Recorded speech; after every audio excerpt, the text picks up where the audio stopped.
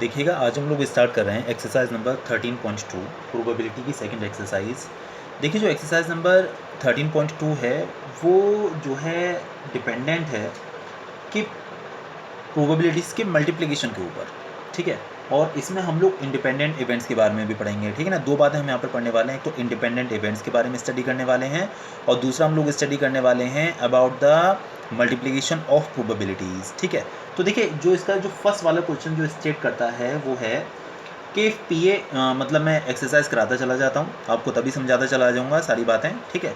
तो देखिए, जो एक्सरसाइज नंबर 13.2 का जो फर्स्ट क्वेश्चन स्टेट करता है वो है if P A is equal to 3/5 and P B is equal to 1/5, ठीक है। पी ए की वैल्यू आपको पता है जो कि आपके पास 3/5 है, पी बी की वैल्यू पता है जो आपके पास 1/5 है। अब आपसे पूछा गया है find P A intersection B, आपको पी ए इंटरसेक्शन बी पता करना है if A and B are independent events, ठीक है। आपको याद होगा पी ए इंटरसेक्शन बी का मतलब है कि ए और बी दो इवेंट्स हैं, उनमें जो कॉमन पार्ट है that is A intersection B. आप इसे पी ए एंड बी भी कह सकते हैं, दोनों का मतलब सेम ही है। पी ए एंड बी कह लीजिए या फिर पी ए इंटरसेक्शन बी कह लीजिए, ठीक है। तो आपसे पूछा गया है कि आपको पी ए इंटरसेक्शन बी की वैल्यू पता करनी है और पी ए और पी बी आपको इंडिविजुअली दिए हुए हैं, ठीक है। तो देखिए, होता क्या है कि जो इंडिपेंडेंट इवेंट्स होते हैं, है ना, जो इंडिपेंडेंट इवेंट्स होंगे उनमें एक कंडीशन होती है कि P intersection B is equal to आपका P A into P B निकल कर आएगा, ऐसा फैक्ट है। तो इसमें हमको जो है पी इंटरसेक्शन बी की वैल्यू पता करनी थी और इंडिपेंडेंट इवेंट्स हमको दे रखे थे। तो जो हमारे पास पी ए की वैल्यू पता है, पी बी की वैल्यू पता है और हमें ए और बी इंडिपेंडेंट इवेंट्स दिए हुए हैं, then P A intersection B will be equal to P A into P B.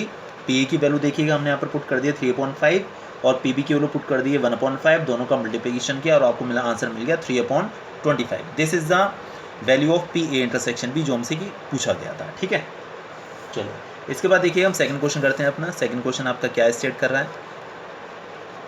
Second देखिए, सेकंड क्वेश्चन जो इसमें आपको दिया हुआ है कि 2 cards are drawn at random and without replacement from pack of 52 playing cards. 52 playing cards का एक पैक है या फिर डेक है, उसमें से 2 कार्ड्स को निकाला गया है, ठीक है, विदाउट रिप्लेसमेंट। देखिए, विदाउट रिप्लेसमेंट का मतलब क्या होता है कि आपने एक कार्ड जो आपने निकाल लिया, एक कार्ड जो आपने ड्रॉ कर लिया, उसे आपको वापस से उसमें प्लेस नहीं करना है, या जो भी चीज़ आपने उसमें से ड्रॉ कर ली है उसको आपको वापस से प्लेस नहीं करना है, ठीक है। तो इसमें दिया हुआ है कि 2 कार्ड्स हैं, ठीक है, और दोनों कार्ड्स आपके होने चाहिए ब्लैक। तो पहला वाला कार्ड भी ब्लैक होना चाहिए, दूसरा वाला कार्ड भी ब्लैक होना चाहिए, आपको प्रोबेबिलिटी फाइंड आउट करनी है, ठीक है। तो देखिए जैसे कि आपने पहला वाला कार्ड निकाला तो उसकी हम प्रोबेबिलिटी लिख देते हैं, probability of drawing first black card. देखिए, आपको बहुत अच्छे से पता है कि जो हमारा प्लेइंग कार्ड्स का डेक होता है उसमें हमारे पास जो टोटल नंबर ऑफ आउटकम्स होते हैं, जो टोटल नंबर ऑफ कार्ड्स होते हैं 52 होते हैं, उसमें से 26 ब्लैक होते हैं, 26 रेड होते हैं, ठीक है। तो जो पहला वाला कार्ड है उसके ब्लैक होने की probability of drawing first black card 26/52, ठीक है, 26/52। और probability of drawing second black card, देखिए एक कार्ड तो उसमें ब्लैक 26 थे, उसमें से एक कार्ड तो निकल आया, तो जब एक कार्ड निकल आया तो आपके पास बचे हैं वहाँ पर 25 कार्ड्स, है ना, जो कि ब्लैक कलर के हैं, क्योंकि एक कार्ड तो निकल आया। तो दूसरा वाला कार्ड जो ब्लैक होगा उसकी जो प्रोबेबिलिटी होगी 25/51, ठीक है, क्योंकि टोटल नंबर ऑफ कार्ड्स भी एक कम हो गए, है ना। 26 ब्लैक कार्ड में से हम लोग एक ब्लैक कार्ड निकाल चुके हैं, अब बचे आपके पास 25। तो पहला वाला कार्ड ब्लैक होने की प्रोबेबिलिटी होगी 26/52, सेकंड वाला कार्ड ब्लैक होने की प्रोबेबिलिटी होगी 25/51, ठीक है ना। स्टेटमेंट लिख दीजिएगा, probability of drawing first black card is equal to 26/52, probability of drawing second black card is equal to 25/51। अब आपको रिक्वायर्ड प्रोबेबिलिटी चाहिए, दोनों का कर दीजिए मल्टीप्लिकेशन और इसे थोड़ा सा सिंप्लीफाई कर लेते हैं। ये आपका 26 से 2 टाइम्स कैंसिल आउट हो जाएगा, मतलब 1/2, और मल्टीप्लिकेशन करेंगे तो 1 का 25 से करेंगे तो आपको मिलेगा यहाँ पर 25, ठीक है, और नीचे आपके पास आ गया 2 × 51, तो ये हो गया 102, 25/102 इज द आंसर, ठीक है। तो क्लियर हो गया होगा, समझ में आ गया होगा, इजी क्वेश्चन था काफ़ी।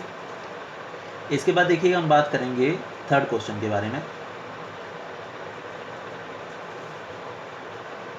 A box of oranges is inspected by examining 3 randomly selected oranges drawn without replacement। उन्होंने क्या बोला कि एक बॉक्स ऑफ ऑरेंजेस को सेलेक्ट किया जाता है, कब सेलेक्ट किया जाता है? By examining 3 randomly selected oranges, उसमें से 3 ऑरेंजेस का सिलेक्शन किया जाता है। उसके बाद उस ऑरेंजेस के बॉक्स को जो है मतलब इस तरीके से इंस्पेक्शन कर रहे हैं उसका कि उसमें से आपको 3 ऑरेंजेस का को जो है आपको विदाउट रिप्लेसमेंट आपको उसे सेलेक्ट करना होता है 3 ऑरेंजेस को, ठीक है। If all 3 oranges are good, अगर तीनों ऑरेंजेस अच्छी कंडीशन में हैं, अच्छे हैं, then the box is approved for sale. तो ऐसा मान लिया जाता है कि हाँ भाई ये जो बॉक्स जो है आप सेल के लिए अप्रूव कर सकते हो। अदरवाइज इट इज़ रिजेक्टेड, और अगर तीनों ऑरेंजेस में से कोई भी ऑरेंज जो है ख़राब कंडीशन का निकल आता है तो उसको रिजेक्ट मान लिया जाता है। Find the probability that a box containing 15 oranges out of which 12 are good and 3 are bad will be approved for the sale, है ना। टोटल वहाँ पर देखिए कितने ऑरेंजेस प्रेजेंट है, 15। थर्ड क्वेश्चन की बात करते हैं हम लोग, total number of oranges.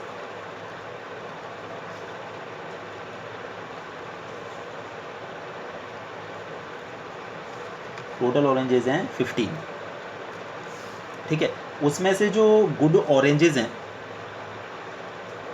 Number of good oranges वो हैं आपके पास 12, और नंबर ऑफ बैड ऑरेंजेस जो हैं वो हैं आपके पास 3, ठीक है। अब आपसे बोला गया है क्या कि 3 ऑरेंजेस आपको निकालने हैं, और अगर तीनों अच्छी कंडीशन में, तीनों गुड कंडीशन में हैं, तो ऐसा मान लिया जाएगा the box is approved for the sale, ठीक है। तो देखिए हम पहला ऑरेंज निकालते हैं। पहला ऑरेंज आपका गुड में से निकल के आना चाहिए, तो आपके पास गुड ऑरेंजेस कितने, 12। तो पहला ऑरेंज गुड सेलेक्ट करने की प्रोबेबिलिटी हो गई 12/15, दिस इज 12/15, ठीक है। इसके बाद हम सेकंड ऑरेंज निकालते हैं, वो भी आपका गुड ही होना चाहिए। तो देखिए 12 में से 12 गुड ऑरेंजेस थे, उसमें से एक तो निकल चुका है। अब आपके पास जो गुड ऑरेंजेस बचे हैं वो 11 हैं, तो सेकंड वाला गुड ऑरेंज सेलेक्ट करने की प्रोबेबिलिटी हो गई 11/14, और थर्ड वाला गुड ऑरेंज सेलेक्ट करने की प्रोबेबिलिटी हो गई 10/13, क्योंकि देखिए 15 टोटल थे, 15 में से एक निकल आया। अब जो सेकंड वाला ऑरेंज हम लोग निकालेंगे, है ना, उस केस में जो टोटल नंबर ऑफ ऑरेंजेस होंगे वो 14 होंगे, और जो हम थर्ड वाला ऑरेंजेस निकालेंगे उस केस में जो टोटल नंबर ऑफ ऑरेंजेस होंगे वो 13 होंगे। तो 12/15 इंटू 11/14 इंटू 10/13। अब हम करते हैं तीनों का मल्टीप्लिकेशन, तो आपको पता चल जाएगी रिक्वायर्ड प्रोबेबिलिटी। देखिए ये आपका कैंसिल आउट हो जाएगा, 3 से 4 टाइम्स, या आगे हो गया आपका 3 से 5 टाइम्स, और 5 से इसे आप कैंसिल कर सकते हैं 2 टाइम्स, 2 से आपका ये हो गया 7 टाइम्स, तो 4 आ गया, 11 आ गया, तो 4 इंटू 11 इज़ 44, और नीचे देखा जाए तो 13 बचा है और 7 बचा है, तो 13 7 are 91। तो ये आपके पास आपका आंसर होना चाहिए 44/91, ठीक है। चलिए, तो ये रहा आपका थर्ड वाला क्वेश्चन, एक्सरसाइज नंबर 13.2 का। इसके बाद हम बात करेंगे देखिए फोर्थ वाले क्वेश्चन के बारे में, समझिएगा अच्छे से। देखिए क्या स्टेट कर रहा है, a fair coin and an unbiased die are tossed. एक फेयर कॉइन है और एक अनबायस्ड डाई, अनबायस्ड मतलब कि कोई एक ऐसा डाई जिसमें कोई छेड़खानी नहीं की गई है, वो टोटली फेयर डाई है ना। डाई भी फेयर है और जो कॉइन है वो भी फेयर है, ठीक है। उनको जो है टॉस किया जाता है। Let A be the event head appears on the coin. तो ए हमने एक ऐसा इवेंट मान लिया है, बुक सामने रखिएगा, ठीक है, कि head appears on the coin, and B is the event when 3 on the die. Die पर 3 आना चाहिए, उस इवेंट को बी नाम देकर चल रहे हैं, और हेड जो कॉइन के ऊपर आ रहा है उस इवेंट को ए नाम देकर चल रहे हैं, ठीक है। याद रखिएगा डाई पर 3। Check whether A and B are independent events और नॉट। तो आपको पता करना है कि ए और बी इंडिपेंडेंट इवेंट्स हैं या फिर ए और बी इंडिपेंडेंट इवेंट्स नहीं है। देखिए आपको बहुत अच्छे से पता है कि ए और बी इंडिपेंडेंट इवेंट्स सभी कहलाते हैं जब पी ए इंटरसेक्शन बी जो होता है तो आपका P A into P B के इक्वल हो जाए, ठीक है। अगर ये कंडीशन हो जाती है तो आप ये कह सकते हैं कि इंडिपेंडेंट इवेंट्स हैं। तो देखिए अब हम बात करते हैं सबसे पहले सैम्पल स्पेस के बारे में। सैम्पल स्पेस में टोटल नंबर ऑफ आउटकम्स क्या निकल कर आएंगे, पहले हम ज़रा ये बात कर लेते हैं, ठीक है। ये हम कर रहे हैं क्वेश्चन नंबर 4। देखिए हो सकता है कि कॉइन पर आपका हेड आ जाए, हेड आ गया, ठीक है, और हो सकता है कि आप जो डाई जो आप थ्रो कर रहे हैं उसके ऊपर 1 आ जाए, तो H1 आपका एक चांस हो सकता है, ठीक है ना। H1 आपके पास एक आउटकम पॉसिबल है। हो सकता है कि हेड आ जाए और उस पर 2 आ जाए, हो सकता है कि हेड आ जाए कॉइन पर, उस पर आ जाए आपका 3, ठीक है। हो सकता है कि कॉइन पर हेड आ जाए, उस पर आपका 4 आ जाए, हो सकता है हेड और 5 आ जाए, और ये भी पॉसिबल है कि हेड और 6 आ जाए,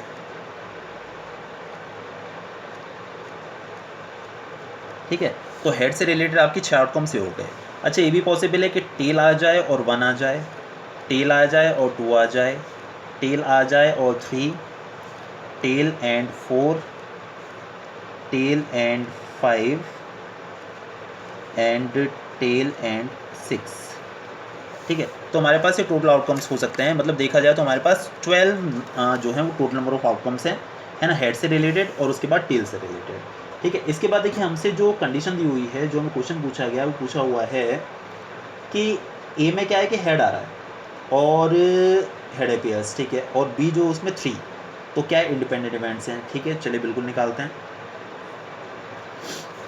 ए क्या है कि हेड मिलना चाहिए आपको कॉइन पर, और बी क्या है कि आपको डाई पर 3 मिलना चाहिए। ठीक है, तो देखिए काम करते हैं, पहले हम लोग जरा ए के जो टोटल केसेस बन सकते हैं उन्हें देखते हैं। देखिए उन्होंने बोला हेड होना चाहिए कॉइन पर, तो देखिए head 1, head 2, head 3, head 4, head 5, head 6, ये 6 आउटकम्स ऐसे हैं जो कि ए के अंदर आप जो है कंसिडर कर सकते हैं। तो अगर आप प्रोबेबिलिटी ऑफ ए निकालेंगे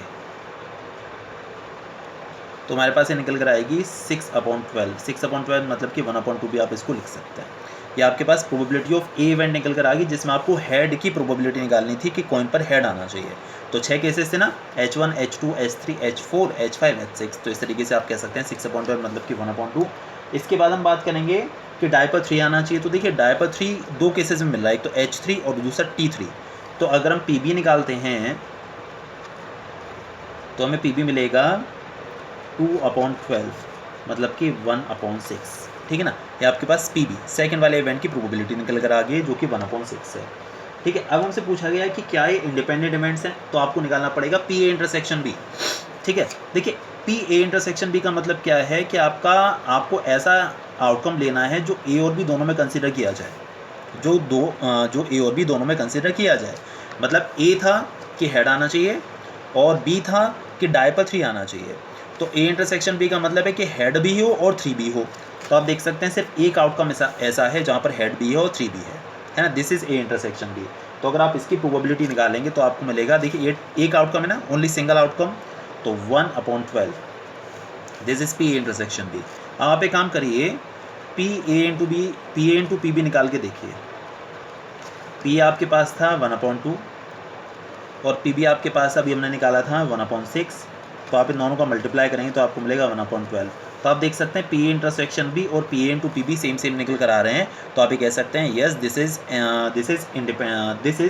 इंडिपेंडेंट इवेंट।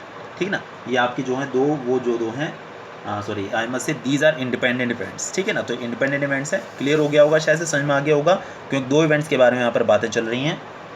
चलो इसके बाद हम बात करेंगे, अभी हमने किया 4th, इसके बाद हम बात करेंगे 5th क्वेश्चन के बारे में। ठीक है, देखिए क्या स्टेट कर रहा है जो अपना 5th वाला क्वेश्चन है। A die marked 1, 2, 3 in red and 4, 5, 6 in green. उन्होंने क्या बोला कि एक डाई पर 1, 2 और 3 6 फेसेस होते हैं। तो 1, 2 और 3 को तो उन्होंने मार्क कर दिया है, कैसे मार्क किया हुआ है, रेड। ठीक है, और उसके बाद 4, 5, 6 इन तीनों को जो मार्क किया हुआ है वो उन्होंने किया हुआ है कैसा, ग्रीन। इस डाई को वो लोग थ्रो करते हैं या फिर टॉस करते हैं, कुछ भी कह सकते हैं। ठीक है, थ्रो भी कह देते हैं, कई बार टॉस भी कह देते हैं। Let A be the event the number is even. तो ए जो है वो एक ऐसा इवेंट है जिसमें नंबर इवन है, चलिए बहुत बढ़िया। And B is the event when the number is red, और बी एक ऐसा इवेंट है जिसमें नंबर रेड है। तो आपसे पूछा गया है कि क्या ए और बी इंडिपेंडेंट इवेंट्स हैं, है ना, are A and B independent events. चलिए देखिए चेक करते हैं। हाँ जी, तो देखिए ए में क्या है कि इवन नंबर, ठीक है, और जो बी है उसमें क्या है, रेड। ठीक है, चले तो देखिए पहले हम निकालते हैं PA, probability of event A, मतलब कि इवन नंबर। तो देखिए इवन नंबर कौन कौन से होते हैं डाई पर, 2 होता है, 4 होता है, 6 होता है, मतलब कि 3/6 आप कह सकते हैं 1/2। ठीक है ना, हमारे पास PA निकल कर आ चुकी है। इसके बाद हम बात करेंगे PB के बारे में। ठीक है, तो देखिए PB रहेगा आपके पास रेड। आप जानते हैं रेड आपके पास 3 है, यहाँ पर 3 केसेस ऐसे हैं जहाँ पर रेड जो है सरफेस को रेड पेंट किया हुआ है। तो इसका हो जाएगा, इसकी प्रोबेबिलिटी हो जाएगी 3/6, यानी कि ये भी आपका 1/2 निकल कर आ गया। इसके बाद हम निकालेंगे PA intersection B। A intersection B का मतलब है, इंटरसेक्शन मतलब A और B जो दोनों में कॉमन हो, मतलब इवन भी हो और रेड भी हो। तो इवन भी हो रेड भी हो तो आप देख सकते हैं 2 एक ऐसा आउटकम है जो कि इवन भी आ रहा है और रेड में भी कंसिडर किया जा रहा है। तो पी ए इंटरसेक्शन बी में आप देख सकते हैं सिर्फ एक ही आउटकम ऐसा मिल रहा है आपको, तो 1 upon total number of cases होते हैं 6 डाई पर। अब आप देखिए क्या इसका और इसका प्रोडक्ट इसके बराबर आ रहा है, इसके इक्वल आ रहा है। अगर आ रहा है तो इंडिपेंडेंट इवेंट्स हैं, अदरवाइज नहीं है, क्योंकि P A intersection B is equal to P A into P B अगर है तो इंडिपेंडेंट इवेंट्स कहलाते हैं, otherwise they are not independent events. तो आप ज़रा P A into P B निकाल के देख लीजिए। ये आपके पास देखिए 1/2, ये भी आपका 1/2, पी ए भी 1/2 था और पी बी भी 1/2 था। तो 1/2 दोनों को मल्टीप्लाई करके 1/4 आएगा। तो आप कह सकते हैं कि ये दोनों आपस में सेम नहीं है, तो इसीलिए आप ये बात कह सकते हैं कि ये इंडिपेंडेंट इवेंट्स नहीं है। तो क्लियर हो गया होगा, मेरे ख्याल समझ में आ गया होगा अच्छे से वाला क्वेश्चन। चलिए इसके बाद देखते हैं हम लोग next 6th।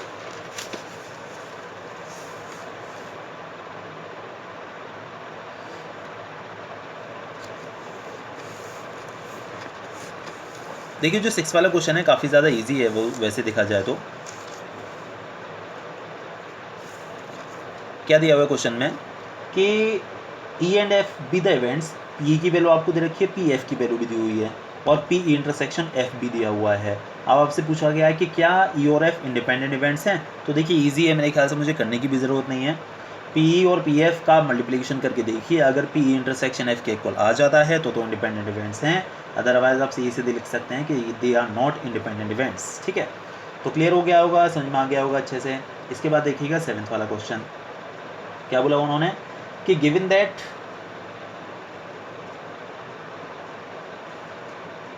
Just a second,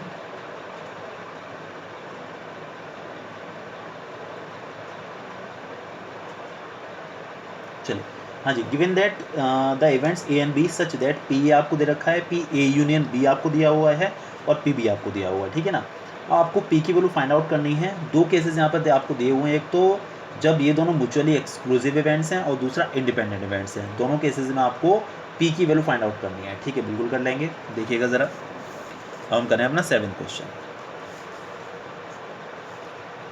P A is 1/2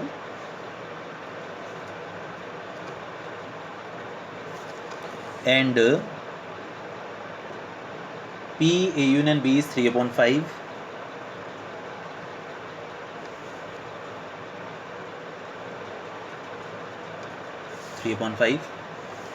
उसके बाद पी बी की जो वैल्यू है वो आपकी पी के इक्वल है और यही भी आपको फाइंड आउट करना है पहले वाले केस में, जब ए और बी दोनों जो हैं वो म्यूचुअली एक्सक्लूसिव इवेंट्स हैं। देखिए अगर दो इवेंट्स म्यूचुअली एक्सक्लूसिव है तो आपको एक कंडीशन याद रखनी है कि उनका जो इंटरसेक्शन होता है ना वो जीरो होता है। म्यूचुअली एक्सक्लूसिव का मतलब क्या होता है कि अगर एक हो रहा है तो दूसरा नहीं हो सकता, दूसरा हो रहा है तो पहला नहीं हो सकता। ठीक है ना, आप सिंपली याद रखिए चलिए। उस केस में क्या रहता है कि ए इंटरसेक्शन बी की वैल्यू आपकी जीरो निकल कर आएगी, P A intersection B will be equal to zero.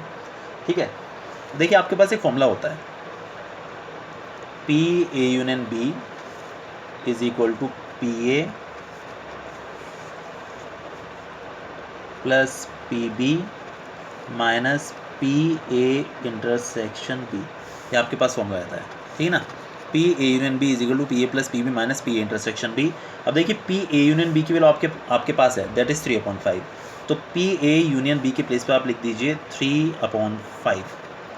P A की वैल्यू देखिएगा 1/2 है, 1/2 माइनस पी बी आपको पी दिया हुआ है तो पी बी जो है हमारे पास, इसके प्लेस पर हम पी लिख देते हैं, P A plus P B minus P intersection B. देखिए अभी हम लोग बात कर रहे थे अगर ए और बी म्यूचुअली एक्सक्लूसिव इवेंट्स हैं तो पी ए इंटरसेक्शन बी की वैल्यू आपकी जीरो निकल कर आएगी। ठीक है, आप यहाँ से पी की वैल्यू निकालना चाहते हैं तो 1/2 इस साइड जाके माइनस कर लीजिए, तो आपको पी मिल जाएगा 3/5 माइनस 1/2, यानी कि पी इज इक्वल टू, इन दोनों का एलसीएम देखिएगा 10 हो गया और 6 माइनस 5 यानी कि 1/10। इस केस में आपकी जो पी की वैल्यू निकल कर आएगी 1/10 निकल कर आ जाएगी।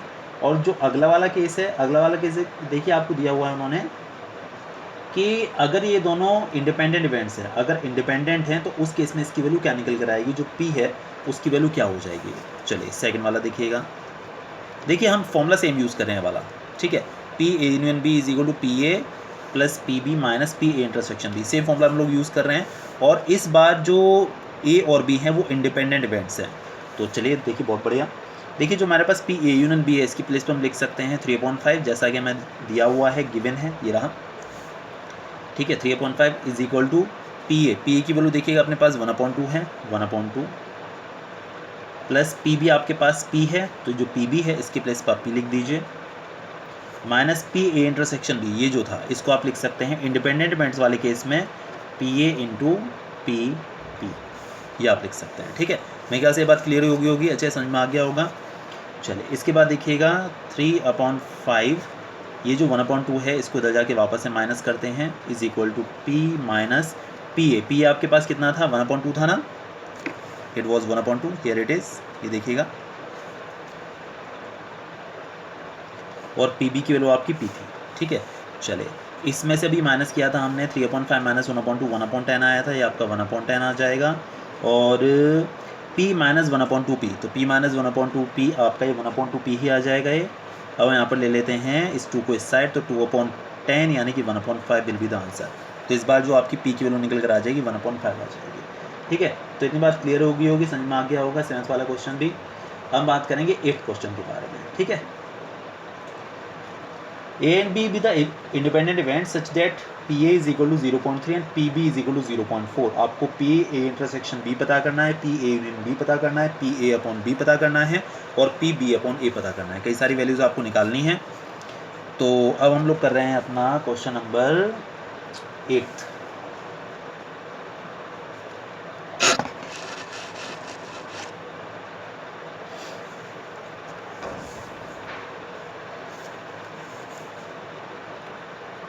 PA आपको दिया हुआ है कितना, 0.3, और PB दिया हुआ है 0.4। पहले केस में आपको फाइंड आउट करना है PA इंटरसेक्शन B, अगर A और B दोनों इंडिपेंडेंट हैं तो। देखिए आपको बहुत अच्छे से पता है कि अगर A और B इंडिपेंडेंट इवेंट्स हैं, then in that case you can write PA intersection B is equal to PA into PB। ठीक है, तो PA की वैल्यू आपके पास 0.3 है, PB की वैल्यू देखिए 0.4 है, तो 0.3 इंटू 0.4 दोनों का मल्टीप्लिकेशन करेंगे, आपको मिल जाएगा 0.12। This is P intersection B। तो क्लियर हो गया होगा। सेकंड पार्ट देखिएगा इसका ज़रा क्या सेट कर रहा है। आपको PA यूनियन B पता करना है। ठीक है, फॉर्मूला यूज़ करते हैं जो हमने पीछे भी अभी किया था, PA union B is equal to PA plus PB minus PA intersection B, ये आपका फॉर्मूला रहता है। ठीक है, तो PA यूनियन B अभी हमारे पास हमें पता करना है, तो PA यूनियन B को तो एज इट इज रखते हैं। PA की वैल्यू देखिएगा 0.3 है, PB देखिए 0.4 है, माइनस PA इंटरसेक्शन B अभी हमने निकाला था 0.12, ये हो गया देखिएगा 0.7 माइनस 0.12, तो 0.7 माइनस 0.12 अगर आप कर लेते हैं तो आपको मिल जाएगा 0.58, ये आपका आंसर निकल कर आ गया। ठीक है ना। चलिए इसके बाद जो नेक्स्ट वाला पार्ट है उस पर ध्यान देंगे ज़रा, PA अपॉन B हमको निकालना है। देखिए PA अपॉन B जो निकालना है, ऐसा क्वेश्चन हमने पहले भी लास्ट वाले एक्सरसाइज में भी काफ़ी किए थे। ये आपका थर्ड वाला पार्ट है,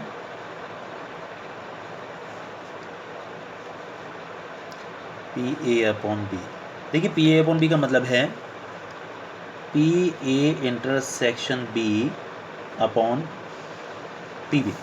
ठीक है, ये इसका मतलब बेसिकली होता है। PA अपॉन B का मतलब PA intersection B upon PB।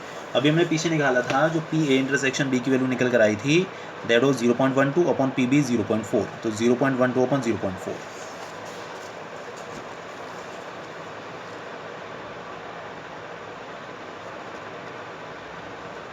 एक काम करते हैं, यहाँ 0 बढ़ाकर डेसिमल से डेसिमल हटा लेते हैं। ऊपर हमारे पास है 4 से कैंसिल आउट हो जाएगा 3 टाइम्स, 4 से अपना कैंसिल हो जाएगा 10 टाइम्स, तो 3/10 लिख दीजिए, या फिर आप जैसे चाहे तो 0.3 भी लिख सकते हैं, और ये आपका आंसर हो गया। इसके बाद देखिएगा जो फोर्थ वाला है, फोर्थ वाले पार्ट में आपको PB अपॉन A पता करना है।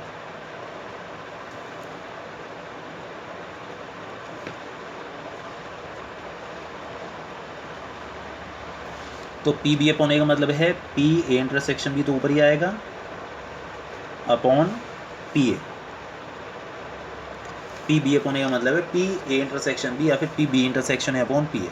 तो देखिए पी ए इंटरसेक्शन बी तो हमारे पास 0.12 था, अपॉन पी ए जो था, पी ए की वैल्यू में वापस से याद दिलाऊँ, दैट वॉज 0.3। ठीक है, तो हम यहाँ पर 0.3 यूज़ कर लेंगे पी ए के प्लेस पर। यहाँ एक 0 बढ़ाते हैं, फिर डेसिमल से डेसिमल डाल लेते हैं। ये 3 से कैंसिल हो जाएगा 4 टाइम्स, और 3 से कैंसिल हो जाएगा 10 टाइम्स, तो 4/10 या फिर 0.4 ये आपके पास निकल कर आ जाएगा पी बी अपॉन। ठीक है, तो क्लियर हो गया होगा, सवाल समझ में आ गया होगा अच्छे से। इसके बाद देखिएगा जो नेक्स्ट वाला क्वेश्चन है 9th,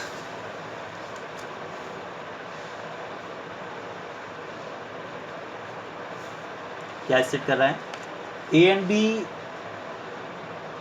are two events such that PA is equal to 1/4 and PB is equal to 1/4 and PB is equal to 1/2 and PA intersection B is equal to 1/8। तो आपको फाइंड आउट करना है P not A and not B, P not A and not B, remember this. ठीक है, चलिए बिल्कुल करते हैं।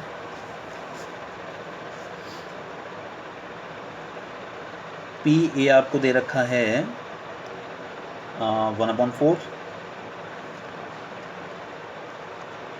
पी बी दिया हुआ है 1/2 और पी ए इंटरसेक्शन भी दिया हुआ है 1/8।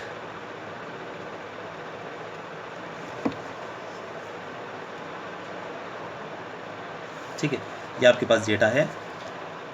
आपको निकालना है P not A and not B. देखिए P not A and not B का मतलब क्या हुआ कि आपको निकालना है P A dash intersection B dash, ना ही ए हो और ना ही बी हो।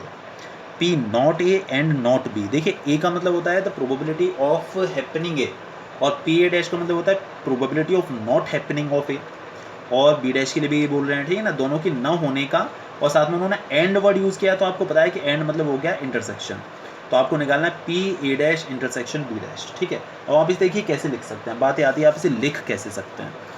आप देखिए आपको बहुत अच्छे से पता है कि किसी इवेंट की होने की प्रोबेबिलिटी और ना होने की प्रोबेबिलिटी का सम हमेशा 1 होता है। तो P not A and not B को आप लिख सकते हैं 1 माइनस पी ए और बी,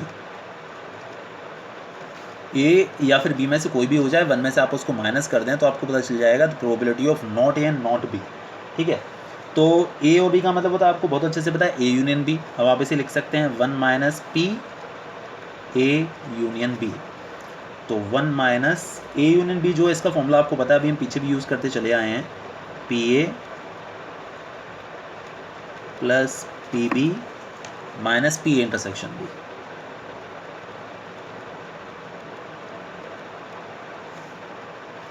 वन माइनस, देखिए पी ए जो था हमारे पास पी वॉज 1/4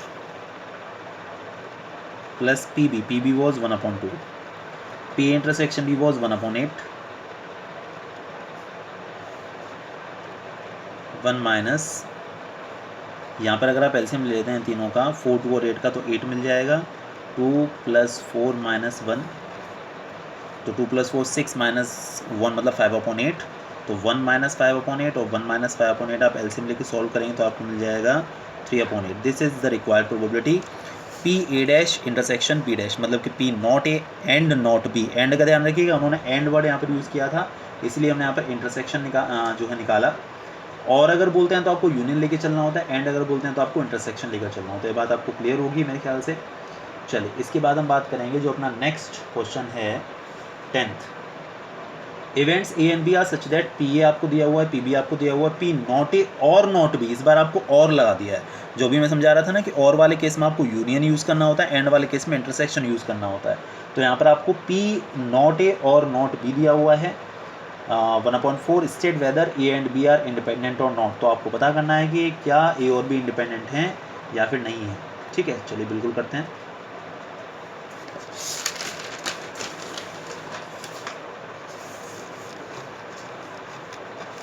इसमें 11th क्लास की एक प्रोबेबिलिटी कंडीशन यूज़ होगी। 10th क्वेश्चन देखिएगा।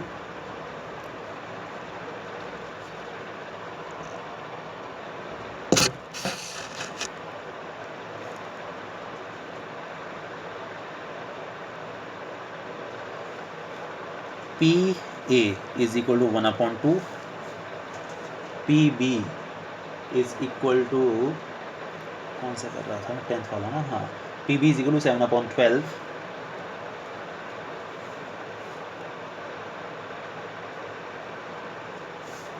और पी नॉट ए और नॉट बी, इसका मतलब है पी ए डैश और का मतलब यूनियन बी डैश। ठीक है, ये आपको दिया हुआ है उन्होंने 1/4। ठीक है, देखिए जो P A dash union B dash जो है, इसे आप थोड़ा सा ना चेंज करके लिख सकते हैं। इसका मतलब क्या है कि ए ना ही, मतलब ए और नॉट ए और नॉट बी, ठीक है, या तो ए ना हो या फिर बी ना हो, है ना, या तो ए ना हो या फिर बी ना हो। तो आप इस तरीके से लिख सकते हैं इसको, P A dash P A intersection B का होल डैश। आप इस तरीके से लिख सकते हैं। देखिए मैं बताता हूँ कैसे। जैसे मान लीजिए हमारे पास ये वेन डायग्राम से मैं समझाने की कोशिश करता हूँ। ठीक है, ये तो अब यहाँ पर बात चले ए डैश। ए डैश का मतलब है जो ए का पार्ट नहीं है, जो ए का पार्ट नहीं मतलब ये ए है, मान लीजिए ये बी है, तो ए का पार्ट ये वाला नहीं है, राइट। और बी डैश का मतलब जो बी का पार्ट नहीं है, तो बी यहाँ से यहाँ तक है, तो बी का पार्ट ये नहीं है। ठीक है, अब आप देख सकते हैं कि हम यहाँ पर बीच वाला पोर्शन नहीं लेकर चल रहे हैं, ये लेकर चल रहे हैं और ये लेकर चल रहे हैं, बीच वाला पोर्शन हम यहाँ पर नहीं लेकर चल रहे हैं। बीच वाले पोर्शन को हम इंटरसेक्शन कहते हैं। तो इनडायरेक्टली आप ये कह सकते हैं कि इंटरसेक्शन वाला, ये इंटरसेक्शन वाला नहीं लेना है। नहीं लेना मतलब डैश, है ना, नहीं लेना मतलब कि डैश, इसीलिए हमने ए इंटरसेक्शन बी का यहाँ पर डैश ले लिया है। ये बीच वाला पोर्शन है ए इंटरसेक्शन बी है, इसीलिए हमने क्या किया यहाँ पर ए इंटरसेक्शन बी का डैश ले लिया है। ठीक है, तो आपको ये इनडायरेक्टली दे रखा है, दिस इज़ 1/4, कोई दिक्कत नहीं है। देखिए आपको एक बात बहुत अच्छे से याद है कि किसी इवेंट की होने की प्रोबेबिलिटी और ना होने की प्रोबेबिलिटी का सम हमेशा 1 होता है। तो ये है ना होने की probability, this is dash, this is whole dash. तो आप इसको लिख सकते हैं 1 - पी ए इंटरसेक्शन बी। ठीक है, and this is equal to 1/4। आपको चेक करना था कि ए और बी इंडिपेंडेंट है या फिर नहीं है। तो 1 - पी इंटरसेक्शन बी हमने इसको लिख दिया इज इक्वल टू 1/4, और पी इंटरसेक्शन बी की वैल्यू निकालते हैं यहाँ से, इसको इधर लेके जाते हैं, 1/4 को इधर लेकर आते हैं, तो 1 - 1/4 is equal to P A intersection B. तो P A intersection B will be equal to, this will be 3/4। अब देख लीजिए कि क्या पी ए और पी बी का प्रोडक्ट इसके इक्वल आ रहा है। अगर ऐसा आ रहा है तो आप ये कह सकते हैं A and B are independent events, otherwise not. देखिए इन दोनों का जब आप प्रोडक्ट निकालेंगे तो आपको मिलेगा 7/24। ठीक है, और ये है हमारे पास 3/4। तो आप ये कह सकते हैं कि ए और बी इंडिपेंडेंट इवेंट्स नहीं है, क्योंकि पी ए इंटरसेक्शन बी की value P A into P B के इक्वल नहीं आ रही। तो बात क्लियर होगी, समझ में आ गया होगा मेरे ख्याल से अच्छे से। चलिए इसके बाद जो अपना 12th वाला क्वेश्चन है, जरा उस पर 12th नहीं 11th क्वेश्चन पे ध्यान देते हैं ज़रा। 10th था, 11th। देखिए 11th क्वेश्चन अपना क्या स्टेट कर रहा है, समझिएगा ज़रा अच्छे से। Given two independent events A and B such that P A is equal to 0.3 and P B is equal to 0.4। तो पहले आपको निकालना है पी ए एंड बी। पहले वाले केस में आपको पी ए एंड बी पता करना है। मैंने आपको बताया ए एंड बी का मतलब है इंटरसेक्शन, तो पहले वाले केस में आपको ए इंटरसेक्शन बी पता करना है। देखिएगा बिल्कुल करते हैं।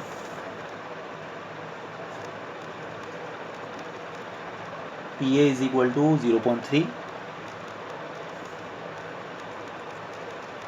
P B is equal to 0.6, और पहले केस में आपको निकालना है, पहले वाले पार्ट में आपको निकालना है P A and B. And B का मतलब पी ए इंटरसेक्शन बी। देखिए आपको बहुत अच्छे से पता है कि अगर ये इंडिपेंडेंट इवेंट्स हैं तो पी ए इंटरसेक्शन बी की जो वैल्यू होती है वो आपकी P A into P B के इक्वल हो जाती है। पी ए हमारे पास 0.3 है और पी बी जो है वो हमारे पास 0.6 है, तो ये हमारे पास आएगा 0.18। ठीक है, तो पहले वाले केस में जो ए इंटरसेक्शन बी था वो तो हमारे पास 0.18 निकल कर आ गया। अब जो सेकंड वाले पार्ट है देखिए वो क्या स्टेट कर रहा है, P A and not B. P A and not B का मतलब क्या हुआ, एंड का मतलब देखिए बीच में एंड आ रहा है, तो एंड का मतलब तो आप समझ जाइए कि इंटरसेक्शन कह रहे हैं। ठीक है, एंड नॉट बी, ये और थोड़ा सा समझिएगा, P A and not B.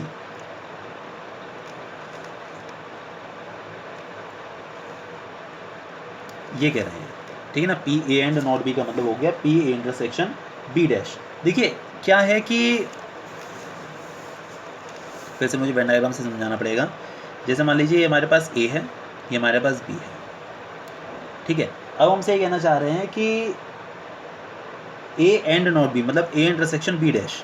देखिए ये ए है, ये हमारा बी है। अगर हम पूरे सैंपल स्पेस की बात करते हैं, ये मान लीजिए हमारे पास ए है, ये बी है, ये वाला जो पोर्शन बी है, तो बी डैश का मतलब है जो बी में नहीं है, तो बी में ये नहीं है, बी वाले को आप हटा दीजिए, तो जो पोर्शन बचता है दिस इज़ बी डैश, ठीक है ना, दिस इज़ बी डैश। तो ए एंड नॉट बी का मतलब क्या हुआ, आपका ये वाला पोर्शन हो गया, ठीक है। अब आप ये वाला पोर्शन कैसे निकाल सकते हैं, थोड़ा ध्यान देना पड़ेगा। पी ए इतना है, चल मैं फिर समझाता हूँ, दूसरी जगह समझाता हूँ, देखिए कैसा। ये ए था, ये आपका बी था, ठीक है, this is A and this is B. तो ए एंड नॉट बी का मतलब हो गया ये, ठीक है, ये आपका नॉट बी का मतलब हो गया। अब ये बात आती है कि ए एंड मतलब कॉमन, ए के साथ और इस नॉट बी मतलब दिस, इनमें कॉमन क्या है, ठीक है ना, A and not B, A डे इंटरसेक्शन बी डैश, इसकी बात चल रही है, ठीक है ना। तो इसमें कॉमन पोर्शन क्या है, कॉमन पोर्शन देखिए ये वाला, यही है ना, सिर्फ ये वाला तो है, ये तो कॉमन पोर्शन है, और ना यही तो है इतना। आप इसे कैसे निकाल सकते हैं, देखिए आप इसे ऐसे निकाल सकते हैं, देखिए आप पी ए पूरा ले लीजिए, पी ए में से आप इनका बीच वाला जो कॉमन वाला है, ये वाला इसको माइनस कर दीजिए, ठीक है, तो ये तो बच जाएगा आपके पास, है ना। इस ए में से आप ए इंटरसेक्शन बी को हटा देंगे तो आपका बच जाएगा। Indirectly A intersection B dash का मतलब हो गया आपका, ये जो ए इंटरसेक्शन बी डैश है इसका मतलब हो गया P A minus P A intersection B, ये हो गया इसके कहने का मतलब। तो पी ए की जो वैल्यू देखिए हमारे पास 0.3 है, हमें गिवन थी, दिस इज 0.3, और पी ए इंटरसेक्शन भी अभी मैंने निकाला था 0.18, तो 0.3 माइनस 0.18, 0.3 में से 0.18 माइनस कर देंगे तो 0.12 आ जाएगा, and this is P A intersection B dash. इसके बाद पूछा उन्होंने पी ए और बी, और का मतलब तो आपको खैर बहुत अच्छे से पता है, और का मतलब यूनियन होता है, ठीक है ना। तो पी ए यूनियन बी हम लोग निकालेंगे, फॉर्मूला हमारे पास है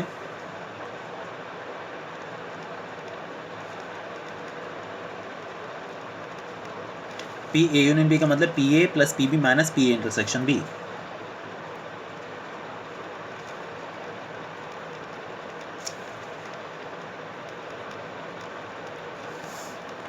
पी ए की वैल्यू हमारे पास है 0.3, P B 0.6 and P intersection B 0.18, तो 0.3 plus 0.6 minus 0.18, 0.3 plus 0.6 is 0.9 minus 0.18, तो 0.9 में से 0.18 आप माइनस कर दें, 0.90 में तो 0.72 आ जाएगा ये, ठीक है, आपके पास निकल कर आ गया पी ए यूनियन बी। अब आपसे क्या पूछ रहे हैं, P neither A nor be, ना ही ए होना चाहिए और ना ही बी होना चाहिए, ए और बी में से कोई भी इवेंट नहीं होना चाहिए। तो देखिएगा मतलब ए बी ना हो और बी ना हो, तो ये क्वेश्चन मैंने पीछे भी किया था शायद से, P A dash intersection B dash, आप इसे लिख सकते हैं पी ए यूनियन बी का होल डैश, और पी ए यूनियन बी का होल डैश का मतलब देखिए आपको बहुत अच्छे से पता है कि किसी इवेंट की होने की प्रोबेबिलिटी और ना होने की प्रोबेबिलिटी का सम 1 होता है, मतलब P A plus P A dash is equal to 1। तो P A union B dash आपको निकालना है, तो आप इसे लिख सकते हैं 1 minus P A union B, तो 1 minus P A union B का मतलब आ गया 0.72, ये भी मैंने निकाला था, तो 1 में से इसको माइनस 0.28 आ जाएगा इसका आंसर। तो मेरे ख्याल से क्लियर हो गया होगा, समझ में आ गया होगा अच्छे से।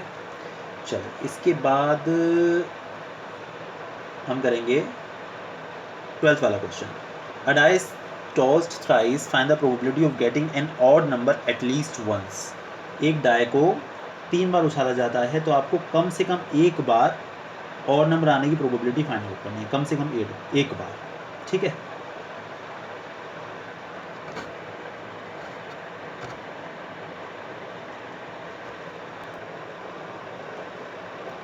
देखिए जो अपना नेक्स्ट क्वेश्चन है वो क्या स्टेट कर रहा है, समझिएगा ज़रा बहुत अच्छे से वाला question. A dice tossed thrice, एक डाय को 3 बार उछाला जाता है, ठीक है, चलिए बहुत बढ़िया। Find the probability of getting an odd number at least once. तो कम से कम एक बार ऑड नंबर आने की प्रोबेबिलिटी फाइंड आउट करनी है, एटलीस्ट वंस। ठीक है, तो देखिए एटलीस्ट वंस का मतलब क्या हुआ, एक बार, मतलब कम से कम एक बार। तो एक बार तो आपको कम से कम लेना है, तो एक बार और एक से ज़्यादा बार, मतलब कि एक बार भी हो सकता है, 2 बार भी हो सकता है और 3 बार भी हो सकता है। समझ पा रहे होंगे मेरे ख्याल से आप, कहने का मतलब मेरा कि आपको जो प्रोबेबिलिटी निकालनी है वो एटलीस्ट, मतलब ऑड नंबर कम से कम एक बार आए। 3 डाइस को उछाला जा रहा है, ठीक है, देखिए 3 डाइस को उछाला जा रहा है या फिर एक डाइस को 3 बार उछाला जा रहा है, दोनों का मतलब सेम ही होता है। तो अब उन्होंने आपसे क्या पूछा, जरा क्वेश्चन पे ध्यान दीजिएगा फिर से कम एक बार ऑड नंबर आना चाहिए। तो कम से कम एक बार का मतलब क्या हुआ कि एक बार आ जाए, एक बार वाला भी लेना है, 2 बार वाला भी लेना है और 3 बार वाला भी लेना है। इनडायरेक्टली कहने का मतलब ये है, ठीक है ना, एक बार वाला भी, 2 बार वाला भी और 3 बार वाला भी, मतलब इनडायरेक्टली आपको ऑड नंबर लेना ही लेना है ना। एक बार आ जाए तो भी लेना है, 2 बार आ जाए तो भी लेना है, 3 बार आ जाए तो भी लेना है, ऑड नंबर आपको लेना ही लेना है। तो इनडायरेक्टली आप क्या कह सकते हैं, ज़रा समझिएगा अच्छे से, मतलब आपको जहाँ पर ऑड नंबर नहीं आ रहा है उसे हटा देना है ना। ऑड नंबर वाला केस आपको नहीं, मतलब जहाँ पर ऑड नंबर नहीं आ रहा है वो वाला केस आपको नहीं लेना है। इनडायरेक्टली कहने का मतलब ये है, समझिएगा ज़रा अच्छे से। तो आपकी जो रिक्वायर्ड प्रोबेबिलिटी है वो क्या है,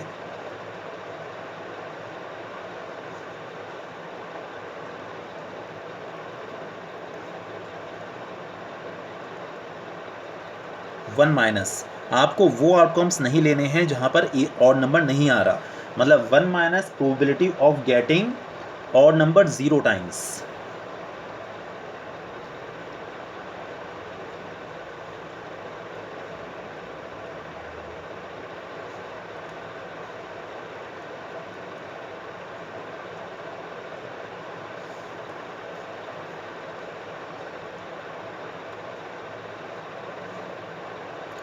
1 minus probability of not getting odd number,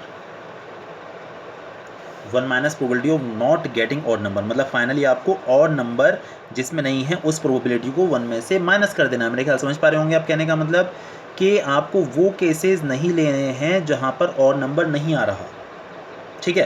तो टोटल प्रोबेबिलिटी 1 होती है, 1 में से आप 0 वाले जहाँ पर ऑड नंबर नहीं आ रहा है उसको आपको हटा देना है, ठीक है ना। चलो, तो 1 minus probability of getting odd number, indirectly देखिए probability of getting odd number का मतलब क्या हुआ कि प्रोबेबिलिटी ऑफ, मतलब probability of not getting odd number का मतलब क्या हुआ, probability of getting even number. समझ पा रहे होंगे मेरे कहने का मतलब, probability of not getting odd number का मतलब क्या हुआ कि probability of getting even number. तो ये हो गया 1 minus probability of even number.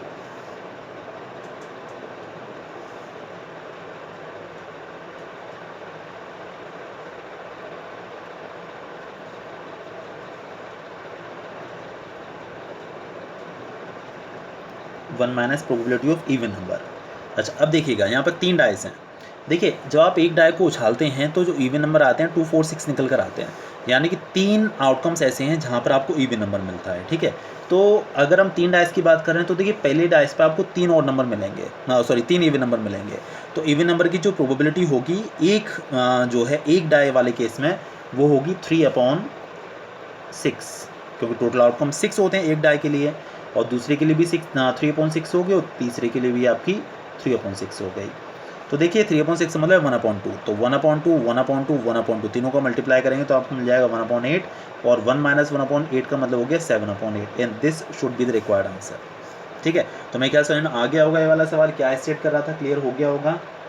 चलिए इसके बाद हम लोग बात करेंगे अपना नेक्स्ट वाला क्वेश्चन, ये है 13th। 2 balls are drawn at random with replacement from box containing 10 black and 8 red balls. Find the probability both balls are red. First ball is black and second is red. उसके बाद one of them is black and other is red. आपको probability find out करनी है। 2 balls are drawn at random with replacement. आपको यहाँ पर balls का replacement करना है, बात याद रखनी है, ठीक है ना। अच्छा अब देखिएगा ज़रा, देखिए 10 ब्लैक और 8 रेड बॉल्स, यानी कि टोटल नंबर ऑफ बॉल्स हमारे पास यहाँ पर 18 हो गए, ठीक है। तो अब ये बात आती है कि बोथ बॉल्स आर रेड, दोनों बॉल्स रेड होने की प्रोबेबिलिटी आपको फाइंड आउट करनी है, ठीक है। चलिए समझिएगा ज़रा, देखिए यहाँ पर रिप्लेसमेंट हो रहा है। रिप्लेसमेंट मतलब कि जो बॉल निकाली जा रही है उसे वापस उसके अंदर प्लेस किया जा रहा है। रिप्लेसमेंट का मतलब ये है। चलिए 13 का फर्स्ट वाला पार्ट देखिए, जो हमारे पास रेड बॉल्स हैं वो हैं 8, और जो टोटल नंबर ऑफ बॉल्स हैं वो हैं 18। तो पहली वाली बॉल रेड होने की प्रोबेबिलिटी होगी 8/18। जो बॉल निकाली जाती है उसे वापस से उसमें रख दिया जाता है, यानी कि सेकंड वाली बॉल भी रेड होने की प्रोबेबिलिटी 8/18। देखिए अब तक हम जो क्वेश्चन कर रहे थे उसमें क्या था कि जो बॉल निकाल ली उसे वापस से प्लेस नहीं करना था, मतलब कि विदाउट रिप्लेसमेंट आपको करना होता था। यहाँ पर विद रिप्लेसमेंट है, जो बॉल निकाल ली जाती है उसे वापस से उसमें प्लेस कर दिया जाता है। तो पहली वाली बॉल रेड होने की प्रोबेबिलिटी 8/18 और दूसरे वाले बॉल की रेड होने की प्रोबेबिलिटी भी 8/18। तो फाइनली आप ये देख सकते हैं कि इसे सॉल्व करेंगे, 2 से आपका 4 टाइम्स हो गया, 2 से 9 टाइम्स और 2 से 4 टाइम्स और 2 से आपका 9 टाइम्स। तो 4 4 16/9 मतलब कि 16/81 इज द आंसर। सेकंड वाला देखिएगा जरा क्या सेट कर रहा है, 1 ball is black and second is red. पहली वाली बॉल तो आपकी ब्लैक होनी चाहिए, सेकंड रेड होनी चाहिए। समझिएगा जरा अच्छे से। देखिए हमारे पास 10 ब्लैक बॉल्स हैं, यहाँ पर रिप्लेसमेंट हो रहा है, बात याद रखनी है आपको, ठीक है ना। तो जो पहली वाली बॉल ब्लैक निकलेगी वो निकलेगी, उसकी प्रोबेबिलिटी होगी 10/18, क्योंकि 10 ब्लैक बॉल्स हमारे पास हैं। अब सेकंड वाली बॉल रेड होनी चाहिए, तो रेड है हमारे पास 8, तो 8/18। बस इसे सॉल्व कर लीजिए थोड़ा सा। ये 2 से आपका 5 टाइम्स कैंसिल हो जाएगा, 2 से 9 टाइम्स और 2 से ये 4 टाइम्स और 2 से ये 9 टाइम्स, और तो कुछ कैंसिल हो नहीं रहा। तो 5 4 20/9, 9 81, 20/81, ठीक है। इसके बाद देखिएगा थर्ड क्या सेट कर रहा है, जो थर्ड वाला है, 1 of them is black and second is red. दोनों में से एक ब्लैक होनी चाहिए और दूसरी वाली जो है वो रेड होनी चाहिए, ठीक है। चलिए देखिए अब यहाँ पर 2 केसेस आपके पास पॉसिबल हैं। क्या 2 केसेस हो सकता है, पहले वाले ड्रॉ पर जो पहले जो बॉल निकाली जा रही है वो ब्लैक आ जाए, सेकंड वाली रेड आ जाए। हो सकता है कि पहली वाली रेड आ जाए, सेकंड वाली ब्लैक आ जाए। उन्होंने बोला एक ब्लैक एक रेड, समझ पा रहे होंगे, एक ब्लैक और एक रेड होनी चाहिए। तो दोनों केसेस पॉसिबल हैं, पहली वाली रेड आ सकती है, दूसरी वाली ब्लैक आ सकती है, पहली वाली ब्लैक आ सकती है, दूसरी वाली रेड आ सकती है। तो देखिए अगर पहली वाली रेड आ रही है तो उसकी प्रोबेबिलिटी होगी 8/18 और दूसरी वाली ब्लैक मतलब कि 10/18, ठीक है। अच्छा ये भी पॉसिबल है कि उल्टा केस हो जाए, यानी कि पहली वाली ब्लैक आ जाए तो उसकी प्रोबेबिलिटी 10/18 और दूसरी वाली रेड आ जाए तो उसकी प्रोबेबिलिटी 8/18। ये 2 केसेस हमारे पास पॉसिबल हैं। तो कभी भी अगर इंडिविजुअल केसेस आ जाते हैं तो हम उनको ऐड कर देते हैं, इसे सॉल्व करेंगे। देखिए इसको अभी सॉल्व किया था तो आया था 20/81, तो 20/81 यहाँ से आएगा प्लस 20/81 ये आएगा। आप इसे टोटल सॉल्व करेंगे तो आपको मिल जाएगा 40/81। ये हो गया आपका रिक्वायर्ड आंसर, ठीक है। ये हो गया हमारे पास 13th वाला क्वेश्चन। तो क्लियर हो गया होगा, सवाल अच्छा था ये वाला। इसके बाद देखिए 14th के बारे में बात करते हैं। Probability of solving specific problem independently by A and B are 1/2 and 1/3, मतलब 2 इंडिपेंडेंट इवेंट्स हैं। अब उन्होंने बोला कि ए और बी जो उनको सॉल्व कर पा रहे हैं उसकी जो प्रोबेबिलिटी है 1/ए को सॉल्व करने की प्रोबेबिलिटी 1/2 है, ए उसे सॉल्व करता है उसकी प्रोबेबिलिटी 1/2 है और बी उसे सॉल्व करता है उसकी प्रोबेबिलिटी 1/3 है। तो क्वेश्चन पूछा गया है कि what is the probability that problem is solved, problem solve हो जाए, कोई भी सॉल्व करे टेंशन नहीं, बस प्रॉब्लम सॉल्व हो जाए, चाहे ए कर दे चाहे बी कर दे। पी ए जो है वो 1/2 है,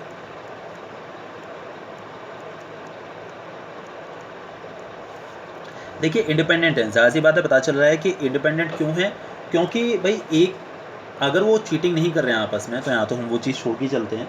तो ए अगर सॉल्व कर पा रहा है या बी अगर सॉल्व कर पा रहा है तो एक दूसरे के ऊपर डिपेंडेंट नहीं है ना। इंडिपेंडेंट मतलब क्या हो गया कि ए जो है बी के सॉल्व करने की कैपेबिलिटी को इफेक्ट नहीं करता है, बी जो है वो ए के सॉल्व करने की जो है कैपेबिलिटी को इफेक्ट नहीं करता है। तो इस तरीके से आप ये कह सकते हैं कि ए और बी जो है वो इंडिपेंडेंट इवेंट्स हैं। अब आपसे पूछा गया है कि प्रॉब्लम सॉल्व हो जाए, ठीक है, तो चाहे ए करे चाहे बी करे, ए और बी, आपको indirectly P A union B पता करना है।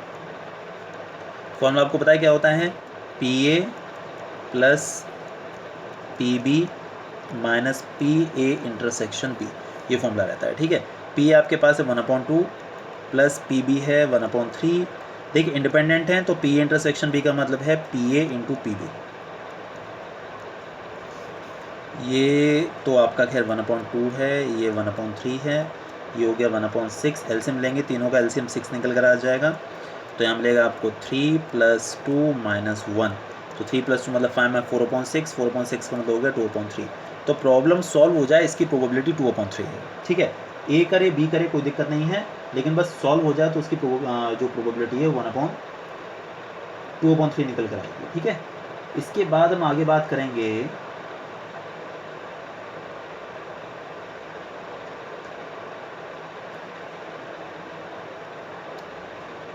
Exactly one of them solve the problem, ठीक है ना। उनमें से एग्जैक्टली एक ही प्रॉब्लम सॉल्व कर पाता है, या तो ए कर पाएगा या फिर बी कर पाएगा। मतलब अगर ए कर पा रहा है तो बी नहीं कर पा रहा है, और अगर बी कर पा रहा है तो ए नहीं कर पा रहा है। इनडायरेक्टली कहने का मतलब ये है। तो आपको ये और थोड़ा सा सोचना पड़ेगा, ठीक है ना। या तो ए कर पाए या फिर बी कर पाए। चलिए ये थोड़ा सा दिमाग लाना पड़ेगा इसमें।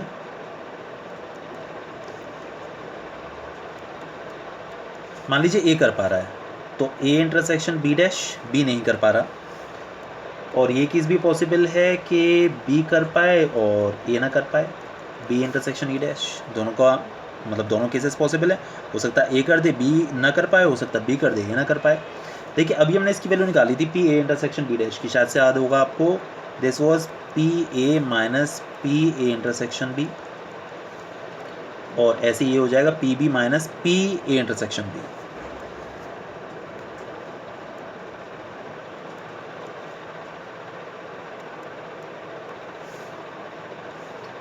तो जो पी ए है और ये पी बी है, ये दोनों सेम सेम हो गए। चलिए ठीक है। पी ए की वैल्यू हमारे पास थी, देखिएगा पी ए हमारे पास था 1/2, P A intersection B was 1/6, P B was 1/3 and P intersection B was 1/6। तो अब देखिए एलसीएम हो गया इन सबका, 6 निकल कर आ जाएगा। ये हो गया आपके पास 3 - 1 प्लस 2 - 1, तो 3 + 2 5 - 2, तो 3 हो गया 3/6, और 3/6 का मतलब हो गया 1/2। 1/2 इज़ द रिक्वायर्ड आंसर, ठीक है ना। एग्जैक्टली उनमें से एक प्रॉब्लम सॉल्व कर पाता है तो उसकी प्रोबेबिलिटी हो गई 1/2, ठीक है। तो क्लियर हो गया होगा, ये वाला सवाल समझ में आ गया होगा। इसके बाद देखिए नेक्स्ट क्वेश्चन है,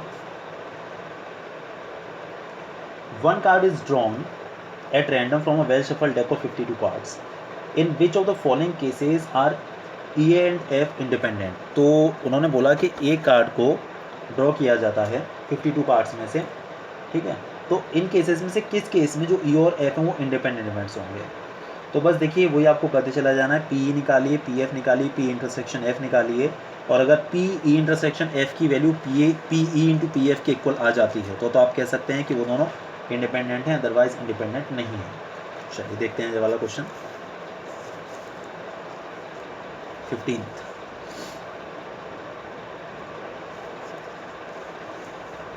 पहले उन्होंने बोला कि ई जो है the card drawn is a spade, और एफ जो है वो एस। ई में क्या है, पहले पार्ट की बात चल रही है अभी हमारी। ई जो है वो है स्पेड, और जो एफ है दैट इज एस। तो देखिए स्पेड जो होता है उसकी स्पेड होते हैं 13, ठीक है। तो 13 स्पेड होते हैं तो उनकी प्रोबेबिलिटी हो जाएगी 13/52। तो आप इसे कह सकते हैं 1/4। और एस मतलब कि इक्के आपको पता है 4 होते हैं, तो 4/52 मतलब कि 1/13, ठीक है ना। अगर हम ए इंटरसेक्शन बी की बात करते हैं, ये समझिएगा ज़रा, ये मैंने पी निकाला है, ठीक है। ई नहीं, ए नहीं है, ई है, ई इंटरसेक्शन एफ, ठीक है। और ये हमने निकाला है पी एफ। पी और पी एफ में इंडिविजुअल निकाल लिए हैं। अब आप ज़रा इनका इंटरसेक्शन निकालिए। इंटरसेक्शन मतलब स्पेड बी और एस बी हो। तो स्पेड बी हो, स्पेड के अंदर ए केस होता है जो कॉमन पार्ट है, जो स्पेड बी हो और एस बी हो वो हो गया आपका 1। तो ये हो गया हमारे पास 1/52। तो आप देखिए क्या इन दोनों का प्रोडक्ट इसके बराबर आ रहा है। अगर इन दोनों का प्रोडक्ट इसके इक्वल आ जाता है तो इंडिपेंडेंट हैं, अदरवाइज इंडिपेंडेंट नहीं है, ठीक है। तो इन दोनों का जो प्रोडक्ट आएगा देखिए 1/52 आ रहा है, ये 1/52 के इक्वल आ रहा है, तो yes they are independent events, ठीक है। इसके बाद देखिएगा जो सेकंड वाला पार्ट है,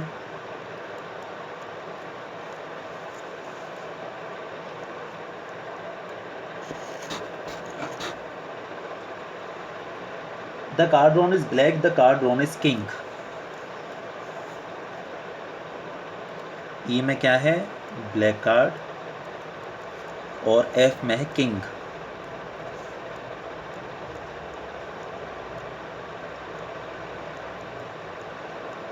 देखिए अगर हम पी की बात करते हैं तो ब्लैक कार्ड आपको पता है 26 होते हैं, तो 26/52 मतलब कि 1/2।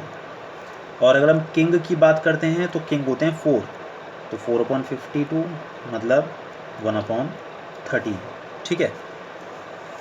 ओके, चलिए इसके बाद हम बात करते हैं पी इंटरसेक्शन एफ के बारे में। मतलब ब्लैक भी हो और किंग भी हो, तो ब्लैक भी हो किंग भी हो, तो दो कार्ड्स ऐसे होते हैं जो कि ब्लैक भी होंगे और किंग भी होंगे। तो 2/52 मतलब कि 1/26। आप देखिएगा इन दोनों का प्रोडक्ट इसके इक्वल आ रहा है, 1/2 इंटू 1/13 आ रहा है 1/26। तो yes they are also independent events, ठीक है। तो थर्ड वाला आप ट्राई कर लीजिएगा, मेरे ख्याल से हो जाएगा, कोई ऐसी खास दिक्कत इसमें आएगी नहीं, सेम ही है। इसके बाद देखिए हम बात करेंगे 16th क्वेश्चन से रिलेटेड। 16th क्वेश्चन के बारे में ज़रा बात करते हैं।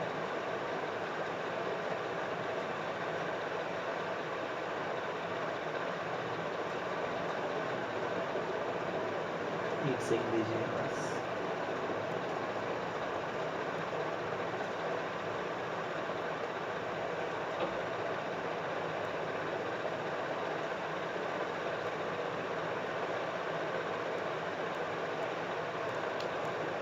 चलिए सवाल समझिएगा, देखिए क्या स्टेट कर रहा है। In hostel 60% of students read Hindi newspaper. 60% of student जो होते हैं वो हिंदी न्यूज़पेपर रीड करते हैं। 40% read English newspaper, 20% read both Hindi and English newspaper. A student is selected and random then find the probability that she reads neither Hindi nor English newspaper. ना ही तो वो हिंदी पढ़ती हो और ना ही इंग्लिश पढ़ती हो, उसकी हमें प्रोबेबिलिटी फाइंड आउट करनी है, ठीक है। ना ही हिंदी ना ही इंग्लिश। चलिए ठीक है, बिल्कुल।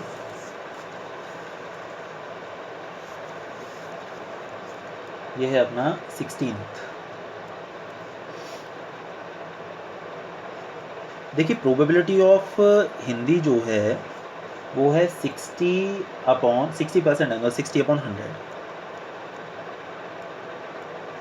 तो 60/100 को आप 0.6 कह सकते हैं, ठीक है। और अगर हम प्रोबेबिलिटी ऑफ इंग्लिश बात करते हैं तो कितना है 40%, मतलब कि 0.4 कह सकते हैं हम इसको। और probability of Hindi and English दोनों की बात अगर करते हैं, एच एंड ई, एंड मतलब इंटरसेक्शन होता है, ठीक है ना। तो कितना है 20%, तो 20/100 मतलब कि 0.2, ठीक है। अब आपसे फर्स्ट वाले पार्ट में जो पूछा गया है वो पूछा गया ना ही तो हिंदी पढ़े ना ही इंग्लिश। तो probability of H dash intersection E dash, अभी हमने इसकी वैल्यू निकाली थी, शायद से याद होगा आपको।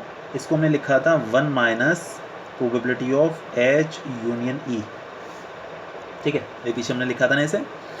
तो 1 minus probability of H union E, और एच यूनियन ई का फॉर्मूला लगा सकते हैं, probability of H plus probability of E minus probability of H intersection E,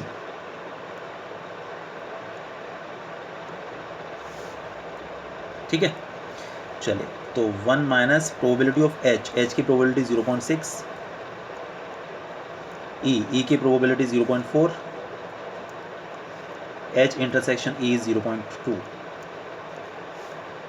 1 minus 0.6 plus 0.4 हो गया आपका 1, और 1 से 1 चला जाएगा, 0.2 निकल कर आ जाएगा। 0.2 को आप लिख सकते हैं 2/10, मतलब कि 1/5 will be the required probability. इसके बाद उन्होंने बोला कि if she reads Hindi newspaper find the probability that she reads English newspaper. मतलब समझ रहे हैं, उन्होंने आपको दे दिया है कि वो हिंदी पढ़ रही है, कंडीशन दे दी है इस बार, कंडीशनल प्रोबेबिलिटी है कि अगर वो हिंदी पढ़ रही है तो आपको इंग्लिश न्यूज़पेपर पढ़ने की प्रोबेबिलिटी पता करनी है, ठीक है। तो कंडीशन प्रोबेबिलिटी होगी ना, कंडीशन दे रखी है कि इफ़ शी रीड्स जो है हिंदी न्यूज़पेपर, मतलब डायरेक्टली आपको इस बार निकालना है PE/H। तो इसका फॉर्मूला आपको याद होगा, conditional probability was PE intersection H/PH, ये होता था ना। तो PE intersection H is 0.2, this is 0.2, and PH is 0.6, तो 0.2/0.6।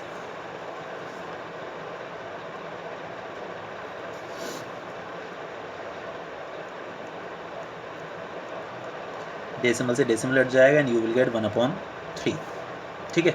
तो क्लियर हो गया होगा, समझ में आ गया अच्छे से क्या स्टेट कर रहा है क्वेश्चन। इसके बाद देखिएगा थर्ड वाला पार्ट क्या कह रहा है इसका। If she reads English newspaper find the probability that she reads Hindi newspaper. इस बार इसका उल्टा है, इस बार आपको निकालना है PH/E। तो PH/E का मतलब है PE/H/PE।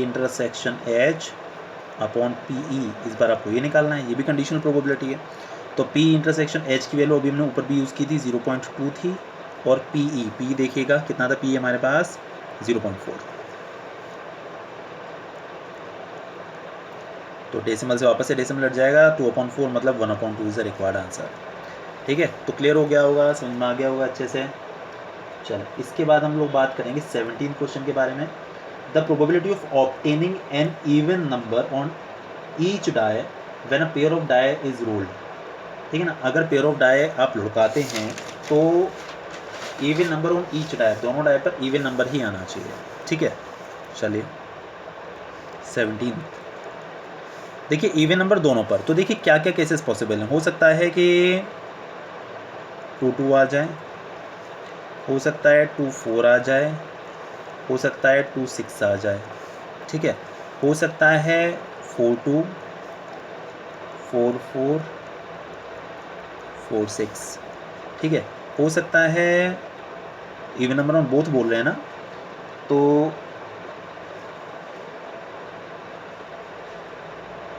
The probability of obtaining even prime, अरे नहीं, वो बोल रहे हैं find the probability of obtaining an even prime number on each die when a pair of dies is rolled, even prime number on each, दोनों पर even prime number. तो 2 2 हो गया ना, फिर तो सिर्फ 1 हो गया, सिर्फ एक ही केस हो गया ऐसा, 1/36। देखिए आपको पता है बहुत अच्छे से कि अगर आप 2 डाइस को लुढ़काते हैं तो 36 आउटकम्स निकल कर आते हैं। उन्होंने बोला कि दोनों के ऊपर इवन प्राइम नंबर आना चाहिए, तो दोनों पर तो इवन प्राइम नंबर तो सिर्फ एक ही केस में आएगा, तो आप कह सकते हैं है ना 1/36। तो क्लियर हो गया होगा। इसके बाद देखिएगा आगे हम लोग बात करते हैं 2 events A and B will be independent. 2 events जो हैं वो इंडिपेंडेंट होंगे कब। देखिए आपको बहुत अच्छे से बताया कि अगर 2 इवेंट इंडिपेंडेंट होते हैं तो PA/B इज इक्वल टू होता है PA/PD। चलिए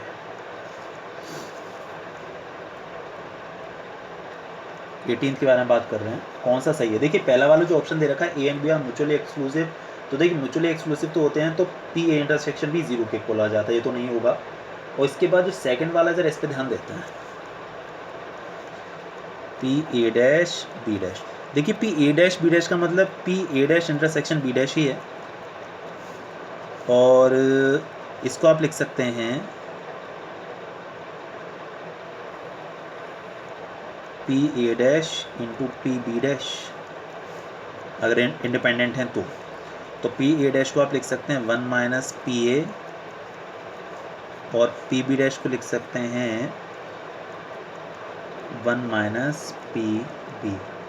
तो ऑप्शन नंबर 2 इसका आंसर होना चाहिए, ये होगा। ठीक है, बाकी एक बार आप देख लीजिएगा, वैसे ही होना चाहिए। तो देखिए इस तरीके से आपकी जो एक्सरसाइज नंबर 0.2 थी वो फिनिश हो गई है। अब हम नेक्स्ट वीडियो में करते हैं एक्सरसाइज नंबर 0.3। मेरे ख्याल से एक्सरसाइज समझ में आई होगी आपको बहुत अच्छे से, कोशिश तो मैंने पूरी की है। ठीक है, बाकी हम लोग बात करेंगे नेक्स्ट एक्सरसाइज की नेक्स्ट वीडियो में। Okay, bye.